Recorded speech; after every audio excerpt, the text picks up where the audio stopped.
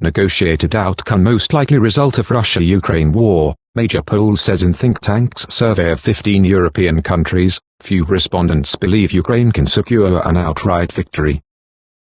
A negotiated outcome with Russia, as opposed to an outright Ukrainian military victory, is now seen as the most likely outcome by most Europeans, according to a major poll of 15 countries.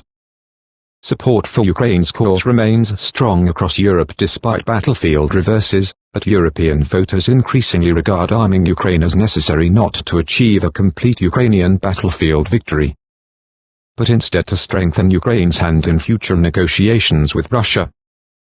The European Council of Foreign Relations, ECFR, think tank polled 19,566 people in 15 countries in the first half of May, 2024. The think tank has regularly carried out surveys on Ukraine, but it is the first time it has also polled inside Ukraine itself, where it finds support for war and victory is strong, despite talk of weakening morale. A total of 34% of Ukrainians currently say they trust the Ukrainian President, Volodymyr Zelensky, a great deal, while a further 31% trust him quite a lot, meaning that those who are keeping faith with their leader outnumber those who are not by 2 to 1.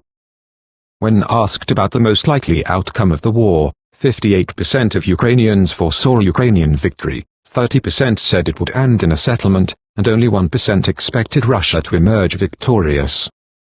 But a majority preferred ceding territory rather than abandoning sovereignty, defined by the right to join NATO and the EU. Inside 14 European countries surveyed, only in Estonia was there a prevailing view, 38%, that Ukraine would win the war outright. Nevertheless, majorities in Sweden and Poland wanted Europe to help Ukraine fight until all its territory is regained. Majorities in Italy, Greece and Bulgaria opposed this to the extent that they thought it was a bad idea to increase the supply of weapons to Ukraine. Overall, Italy emerged as the largest major European power least supportive of Ukraine. But in most European countries, large majorities still support sending more arms to Ukraine, even if it is to strengthen Ukraine's negotiating hand. A middle group of countries, including Czech Republic, France, Germany, the Netherlands, Spain, and Switzerland, lack a national consensus on the war and the EU's role. In no country, even the most hawkish, was there support for sending troops to Ukraine. A total of 69% of Ukrainians said more weapons were needed to defend itself, but this view did not translate into a disillusionment with the EU.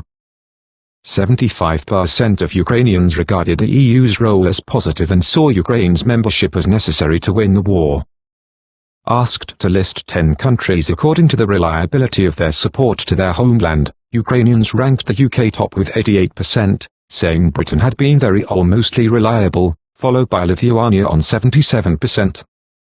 Although most countries on the list were regarded as reliable.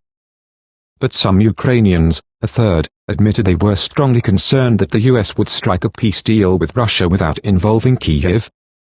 The poll shows that the French president, Emmanuel Macron, has failed to persuade the French to follow him into his personal transition towards adopting a much harder pro-Ukrainian position. One-third of France was in favor of supporting Ukraine in regaining its lost territory, another third would rather push Ukraine towards negotiating a peace deal with Russia, while the final third remained on the fence. A co-author of the survey report and the chair of the Center for Liberal Strategies, Ivan Krastev, said, "The striking thing about the state of public opinion, vis-a-vis Ukraine, is its remarkable stability, while the conflict has not frozen. In many aspects public attitudes have." Co-author and ECFR Director Mark Leonard said, "Our new polling suggests that one of the key challenges for Western leaders will be reconciling the conflicting positions between Europeans and Ukrainians on how the war will end." While both groups recognize the need for continued military provision to help Ukraine push back at Russian aggression, there is a profound gulf around what constitutes a victory, and what the purpose of Europe's support actually is. The polling was conducted by Data Praxis with YouGov, Norstat, Alpha Research and Rating Group in 15 countries, Bulgaria, Czech Republic, Estonia, France, Germany, Great Britain, Greece, Italy, Poland, Portugal, the Netherlands, Spain, Sweden, Switzerland, and Ukraine. That's all for this video. Thank you for watching this video. We sincerely appreciate you joining us today. If our content resonated with you or sparked inspiration, please consider expressing your support by liking it and subscribing to stay connected with our community. Your support holds immense value for us.